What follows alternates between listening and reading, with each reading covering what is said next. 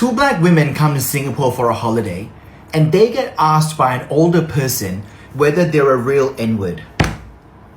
Disgusting.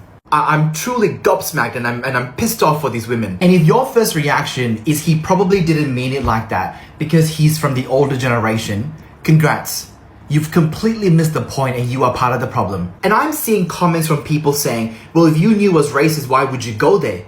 She should be able to go to whatever effing country she wants to go to without being racially profiled or attacked. This isn't about whether he intended to be racist. It's about the fact that some Singaporeans are so comfortable saying one of the most racist words in the English language, while absolutely having no understanding or knowledge of the history or the meaning behind the word. And yes, I completely know that this happens a lot with older generations, but that is not good enough. Many people genuinely think that the N-word is another word to refer to a black person. Doesn't it concern you that Singapore is one of the most globally connected countries, yet there are so many people who are so culturally unaware? And let's not pretend like this is an older generation issue, because I've heard younger Singaporeans say it as well. In clubs and bars and group chats, throwing it around like it's interchangeable to mean bro or mate. And I am sick and tired of Singaporeans hiding behind this veil of ignorance, because ignorance stopped being an excuse the moment information and Google became free 99. And if you can Google your favorite matcha and your cafes or what cafe am I going to hit up this weekend, you can absolutely Google why the N-word is a racial slur,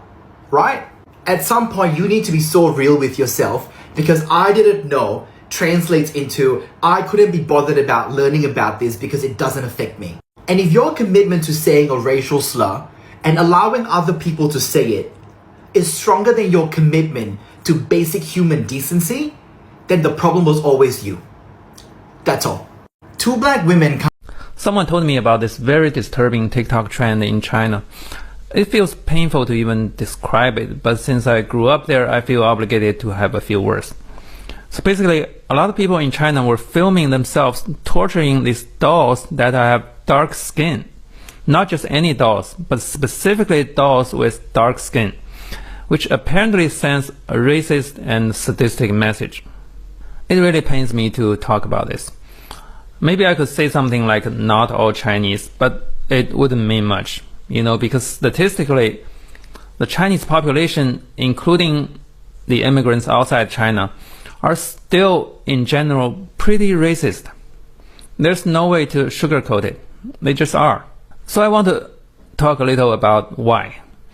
Especially since most people in China never had a chance to see a black or brown person up close. Where does this behavior come from? First, I want to say, just as in any country, racism is always highly correlated with ignorance. You need to understand, contrary to what many people may have told you, most parts of China are still highly undereducated. Pile on me if you want, but it's true. I mean, their education is okay in terms of math and science, but when it comes to humanities and social sciences, it's like non-existent.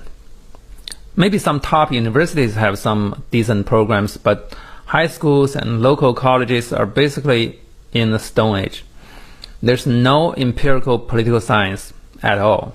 No sociology, no human geography, maybe some geography, but not human geo. There's history, but the content is highly selective. Almost everything in the history textbooks has something to do with glorifying the Chinese Communist Party, not much else. Literature, well, barely. The reading assignments in high schools are very boring, except maybe a few ancient pieces, and very few translated articles from other countries. So basically, students are not supposed to understand people and societies. They're trained about everything else, but not human beings, because this way the ruling party has an easier time telling them what to do. And that ignorance also infected the Chinese immigrants in other countries because they are mostly STEM majors. They not only don't know social sciences, they kind of look down on social sciences. Some of them think political science is pseudoscience because, the data are not as neat as in a chemistry experiment. Well, that'd be another topic. But basically, ignorance in how the human world works is always a big risk factor for racism. The second explanation, the cult of money in China affects the psychology toward race. I mean, of course, Americans love money too, but compared to how much Chinese love money, you guys are like amateurs. China literally has a god called Cai Shen, which means god of money. I don't know any such god in other cultures, but Cai Shen is a big deal in China. It's actually worshipped by Chinese of different beliefs, like Buddhists, Taoists, and some other local paganists, even atheists. They all sort of worship the god of money. This money cult was especially explosive in the last half century because China was in this transition from the Maoist version of hungry communism to a neck-breaking extreme of capitalism. So 2 generations of Chinese were basically rediscovering economic competition, and they just went crazy. There's not a family or friend gathering in China where people don't talk about money. So of course, race is also incorporated into that monetary value system. White people have more money, so they must be a higher race. About 20 years ago, my wife was having a business lunch with some white guys in Shanghai. And guess what? The receptionist of the restaurant tried to stop her from entering. He just basically asserted himself between the white guys and my wife and blocked her. She had no idea what was going on. Maybe the guy thought she was pretending to be a part of the group, or maybe he thought she was trying to hit on one of the white guys. But either way, you are not their bodyguards. Why do you care? Before she could figure out what happened, one of the white guys turned back and shouted at the receptionist and made him back off. You know, like a tough colonizer in those movies. Pretty funny. And of course, that money-based racism affects Chinese people's attitude toward black people. They use race as a proxy to decide who can be a source of revenue. A lot of Chinese disrespect black people because they don't see a swell pocket. You can see this in the United States too, right? Even the most racist motherfuckers would pretend to be polite in front of rich black people, right? I bet you'll see a lot of crazy Chinese fans too if some NBA teams visit China. So part of racism is really just classism. Okay, my third point. Some of these racist video trends may have been the Chinese government's strategy. I don't have any evidence, but I know for sure that the CCP wants Chinese immigrants to be hated in America. Why? If they're hated, they'll feel more vulnerable and be more loyal to the motherland. They'll either go back or maybe help China achieve some policy goals in the US. So there's a very real possibility that the Chinese censors intentionally let those trends slip through their fingers to sow discord between Chinese immigrants and African Americans. You know, the censorship in China is highly effective. With both AI and a massive team of online police, I just can't imagine anything the government doesn't like can become a trend. So on one hand, it's a reflection of organic racism, but on the other hand, it could also be assisted by a centralized algorithm.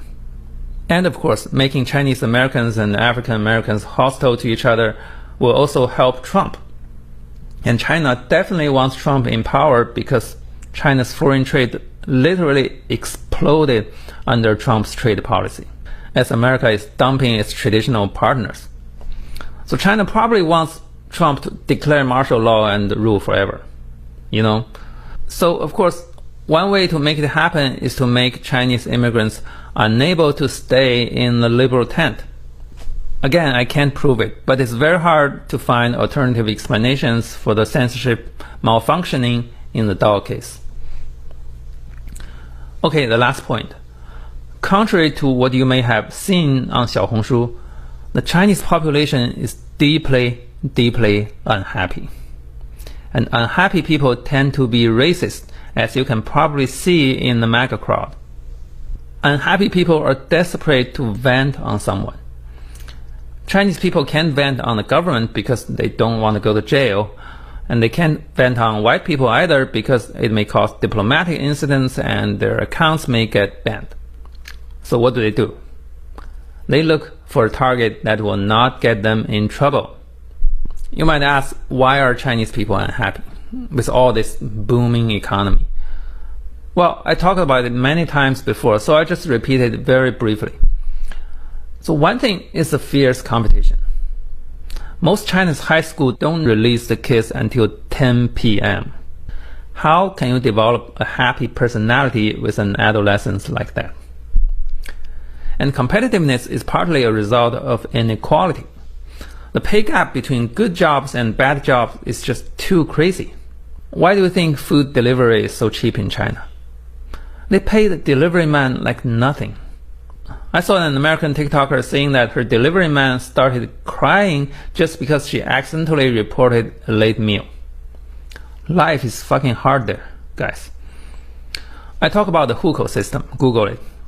How 50 million children have to live away from their parents due to the public school enrollment policy against migrant workers. Look it up. And of course the censorship. The absolute scarcity of good movies and good pop music due to censorship. I know you guys probably have a lot of complaint about America's streaming services. I do too. But imagine if they remove all the shows and movies that reflect societal ills and government corruption, and then remove all the LGBT content, all the childhood rebellions, all the shows about protests, labor disputes, women's rights, just all gone. How would you feel? That's the state of entertainment the Chinese people are living in, regardless of the GDP growth. So there's a shortage of stimulations, and those psychopathic black doll torturing videos are part of their desperate attempt at finding stimulations, the only type of stimulations that are still allowed. It's not an excuse, of course, but it's a psychological reality in a suffocating environment, just like some deep South American communities that are still dominated by religious doctrines. Of course they're gonna have issues. It's not economic anxiety. It's just regular anxiety. Anyway, that was my 2 cents. America has been driving me crazy every day in the past 10 years, but I'm still glad I got out of China. I wouldn't have survived in that place. I have something to say to the Asian community that is anti-black. How can you be anti-black when the black man didn't cause Agent Orange in Vietnam? The black man didn't bomb Hiroshima or Nagasaki. The black man didn't put Asian people in concentration camps after Pearl Harbor, and that was about 120,000. And the black man didn't call COVID the Kung Fu virus. While all of that being anti-black towards me, you live off of the benefits of the civil rights. The one fucking thing you could say is thank you. I have some. The worst type of racism that I've experienced is not so much the small dick jokes or Kung Fu, Jackie Chan type stuff, but it's the ones that are more subtle and might go unnoticed. One example of this sort of racism could be during lunchtime. It's a group of co-workers who all happen to be the same race that go out to lunch every single day, and they go in the same group without inviting you. It could be racism in a hiring opportunity where your credentials and qualifications are very high, yet you see that the chosen candidate for the position turns out to be someone of X race. Another example could be when you go to a restaurant and the waitress gives preferential seating to X race, and you can clearly see that the service is better when they interact with X race. It's this sort of racism that is just subtle enough that if you call them out on it, they're gonna say you're overreacting. And it's exactly for that reason which I think this sort of racism is a lot more harmful than surface level racism. Because in surface level racism, for instance, this person has a small dick because they're Asian, or this person knows Kung Fu, those are just clearly assumptions. There's no way that person could know those things to be true. Whereas the second type of racism is much more harmful because it's systemic. It's years of preconditioning and cultural norms that have over time solidified. And it happens for so many years that over time it just becomes the norm, and if you call it out, people can easily gaslight you. And it's so ingrained that even if you were to call it out, that person can genuinely believe that they are not being racist. I think we all need to speak up, and we all need to make our opinions heard and our feelings without appearing like a victim. Because at the end of the day, racism is based a lot on ignorance. And we have to assume that the person may not be aware of what they are doing even, and it might not be intentional. So let's just all speak up. And what are your thoughts? Have you ever had this sort of subtle racism happen to you? This American guy went to Vietnam but insulted Vietnamese people and insulted Vietnamese food. Let's see what's going on. Black like tar. As an African. This American guy went to Vietnam but insulted Vietnamese people and insulted Vietnamese food. Let's see what's going on. Black like tar. It's like a cleaning agent. He called the Vietnamese coffee cleaning agent.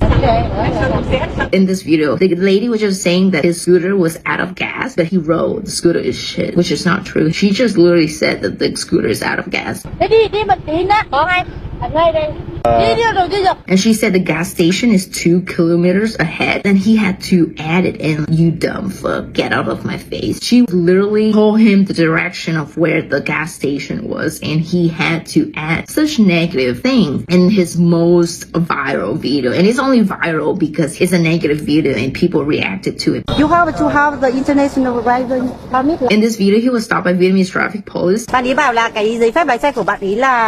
policewoman who speaks English was just translating what the American guy was saying to the policeman. But then Kelly said like, oh, these damn tourists, or he has to do something about communism and how they call him a filthy capitalist pig. They did not say that at all. Like, why did you have to paint such a bad picture of Vietnamese? They were smiling. They were like being so happy. Like, keep in mind, Vietnamese people are extra nice to foreigners. We love tourists. Basically what happened in this video is this American guy, small brand American, the name says it all, went to Vietnam. Instead of trying to speak the language, when he spoke to the native Vietnamese, not only he put the wrong subtitles, but he also put very offensive subtitles, as if Vietnamese people were trying to be malicious towards him. But in reality, they were just trying to help him. It's also very obvious that he did this on purpose. Like, he had a camera to film, which means that he's very well equipped with technology, yet he couldn't even use his phone to translate things, just to make fun of the local people who can't understand English. Not only that, he also called the Vietnamese coffee tart or cleaning agent. I get that some cultural food is not for everybody, but you don't have to call something tar or cleaning agent. You can have a positive attitude towards something you don't like. But in this case, he just wanted to act like he's better than everybody else. If you go through his video, his attitude is just like stay the same throughout all his video, where he put himself as higher than these local people. I'm so much better than you, and I'm just gonna make awful commentary just because you can't understand a single word I say, so I can say awful things about you guys and you guys cannot understand anything. That's kind of like his attitude. Travel channels like this should not exist at all, because when you travel, you should appreciate the local culture. You're not there to like insult like, oh, you guys don't even have this here, we have this in our country. That shouldn't be the attitude, because every place has its own characteristic and uniqueness. And not only that, when you travel to another country, you're expected to speak the country's native language. If not, you can use Google Translation or other apps. And this kind of behavior reminds me of Logan Paul. What he did not only paint a bad image of Vietnamese people, but also painted a bad image of American people, because obviously most Americans don't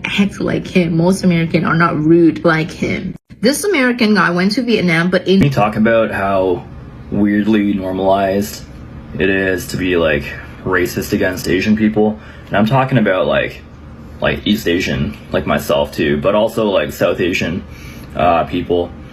You know, if you're just like going online on like 6ix and like going through the comment section, the amount of like hate like open hate speech against, you know, people of South Asian descent, East Asian descent.